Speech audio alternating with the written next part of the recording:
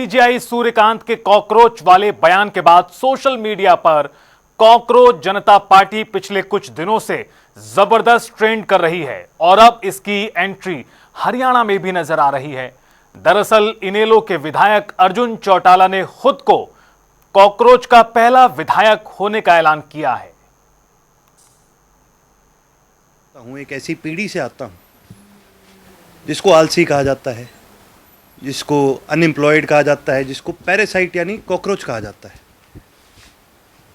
जिस दिन जी मैंने विधानसभा में शपथ ली थी तो मैंने किसी के नाम की, किसी के कहने से शपथ नहीं ली थी। मैंने इस कॉन्स्टिट्यूशन की शपथ ली थी।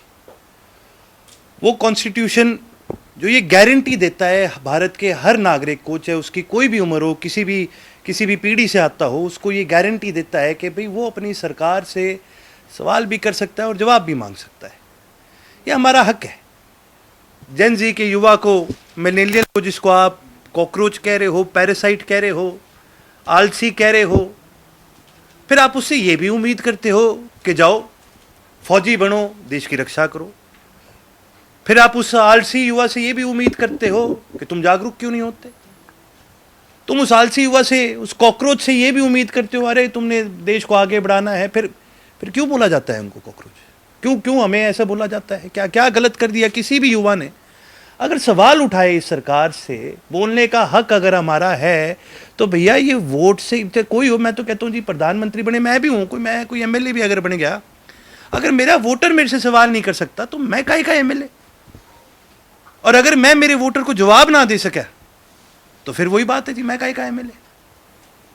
तो मैं आज आपके बीच में ये बात इसलिए करना चाह रहा था कि ये पिछले 2-3 दिन से ये मेरे दिल में काफ़ी समय से है। मैं इसमें पार्टी में नहीं जाऊंगा, लेकिन मैं एक चीज़ कहूँगा कि मैं अपने संगठन में भी इस प्रकार का बदलाव देखना चाहता हूँ। ये मेरा प्रयास रहेगा। इस मूवमेंट के अंदर आज इतने लोग जुड़ चुके हैं और इस मूवमेंट ने बीजेपी का जो इंस्टाग्राम का पेज है इसको सरपास कर दिया। और जब इस मूवमेंट ने सरपास करा तो अब देखो ना, मतलब कितना जहर है एक संगठन में, या कितना जहर है सत्ता में बैठे लोगों का, कि उनको यह भी सहन नहीं होता कि किसी के भी तुम्हारे से ज्यादा फॉलोअर भी हो सकते हैं। और रातों रात उस पेज को बंद कर दिया गया। लगातार प्रयास करे जा रहे हैं, इसको दबाने की कोशिश करी जा रही है, अनाप शनाप चीजें कही जा रही हैं इनके प्रवक्ता, जैसे कि वही बात कॉकरोच कहने लगे लोगों। तो मैं इन लोगों को एक चीज बताना चाहूंगा कि जी कॉकरोच होता है ना, उसको मारना आसान नहीं होता। कॉकरोच को आप 10 बार भी कुचलोगे ना तो वो 11वीं बार खड़ा होता है और फिर भागना आपको ही पड़ेगा। मैं तो एक चीज़ आज आपके माध्यम से खुल करके ये कहना चाहूँगा, मेरे कॉकरोच भाइयों को कहना चाहूँगा कि भाइयों, एक और कॉकरोच आज आपके साथ जुड़ चुका है। और ये केवल एक कॉकरोच नहीं है, मैं एक वो कॉकरोच हूँ जो विधायक भी है। तो देखिए, कॉकरोच पार्टी का जो पूरा ट्रेंड है देश भर में सुर्खियों में बना हुआ है। हरियाणा में भी इसको लेकर अब सुगबुगाहट बहुत तेजी के साथ आगे बढ़ रही है और खुद अर्जुन चौटाला का वक्तव्य आपने सुना। इंडियन नेशनल लोक दल के एमएलए अर्जुन चौटाला और सीधे हमारे साथ इस वक्त जुड़ चुके हैं फोनलाइन के माध्यम से। अर्जुन चौटाला जी, आपका बहुत स्वागत है जनता टीवी पर। बहुत बहुत धन्यवाद सर। अर्जुन जी, मैं हरियाणा के पहले कॉकरोच एमएलए से बात कर रहा हूं, जैसे कि आपने बताया खुद। देखिए जी, मैं उस पीढ़ी से हूँ जिस पूरी पीढ़ी को कॉकरोच कहा जाता है, और मैं एक विधायक भी हूं, तो मैं कॉकरोच एमएलए हूं अब। जी बिल्कुल। अर्जुन जी, मैं सवालों को आगे बढ़ाऊं उससे पहले एक मेरा सवाल इस लिहाज से, चीफ जस्टिस ऑफ इंडिया के जिस बयान पर जबरदस्त घमासान हुआ, पार्टी, सोशल मीडिया, तमाम चीजें सबके सामने हैं, हरियाणा में भी इसकी एंट्री हो गई है, सीजीआई ने उस पर एक तरह से सफाई दी थी। क्या आपको लगता है कि वो सफाई वाकिफ थी, जरूरी थी उतनी, या जितना उनको बोलना था वो बोल चुके और उसके बाद जो विवाद होना था वो सामने ही है? देखिए जी, इसमें 2 बातें हैं कि एक तो देखिए जी, चाहे सीजीआई हो चाहे कोई भी जज हो, ये तो हमारे कॉन्स्टिट्यूशन के कस्टोडियन है। तो मेरा ये मानना है कि किसी भी तरह का रिमार्क किसी भी कम्युनिटी के लिए, किसी भी वर्ग के लिए, चाहे वो एम्प्लॉयड है, अनएम्प्लॉयड है, किसी भी जनरेशन के लिए, हमारे कॉन्स्टिट्यूशन के कस्टोडियन को नहीं देना चाहिए। लेकिन उन्होंने अपनी बात वापस भी ली। हम ये भी बात बहुत बड़ी मानते हैं लेकिन अब आप एक चीज देखिए सर इसके अंदर कि चीफ जस्टिस सर ने तो अपनी बात वापस ले ली। अब हमला कौन कर रहा है? अब बीजेपी वाले हमला कर रहे हैं।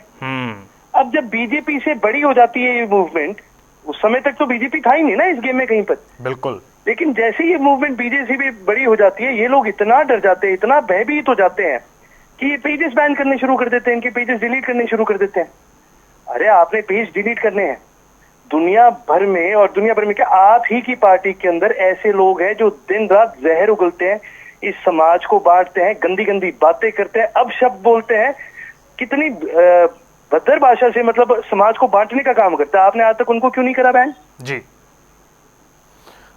अर्जुन जी, जिस वक्त हम ये बात कर रहे हैं, इंस्टाग्राम पर अब करीब 20 मिलियन होने वाले हैं और लगातार ये जो फॉलोअर्स की संख्या है 1 करोड़ को पार कर चुकी है और भी लगातार इसमें संख्या इजाफा हो रहा है। ये जो संख्या बढ़ रही है फॉलोअर्स की सोशल मीडिया के माध्यम से, ये क्या है? युवा शक्ति है, जेनजी, इसे किस तरह से आप देखते हैं अर्जुन जी?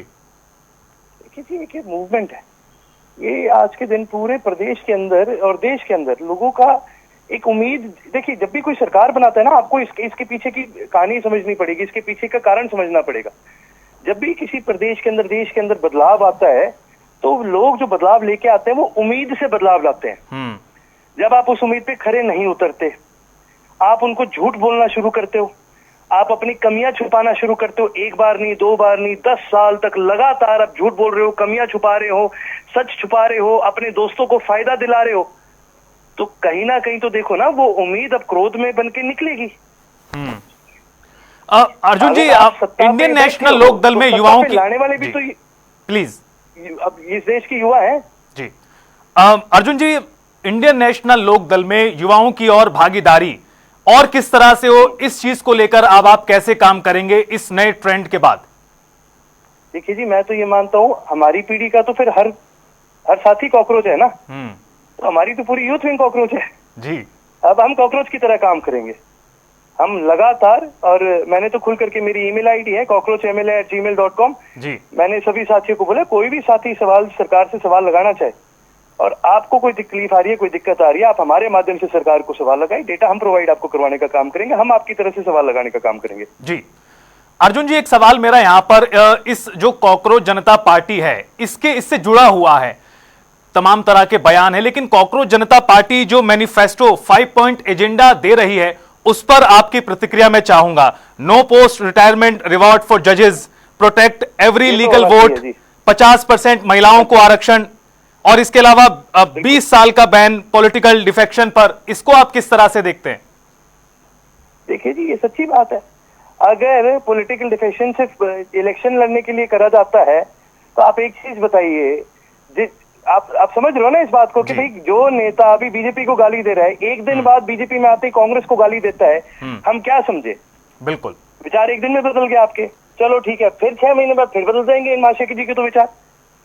जिसके विचार हवा से ज्यादा बदलते हैं वो आपको लगता है इस प्रदेश को या इस देश को स्थिरता दे पाएगा? अगर आप सच्ची में देश को आगे बढ़ाना चाहते हो तो आप किसी भी संगठन में, जरूरी थोड़ी है चुनाव लेना, आप संगठन के अंदर जाके, समाज के अंदर जाके आप बदलाव ला सकते हैं। बिल्कुल।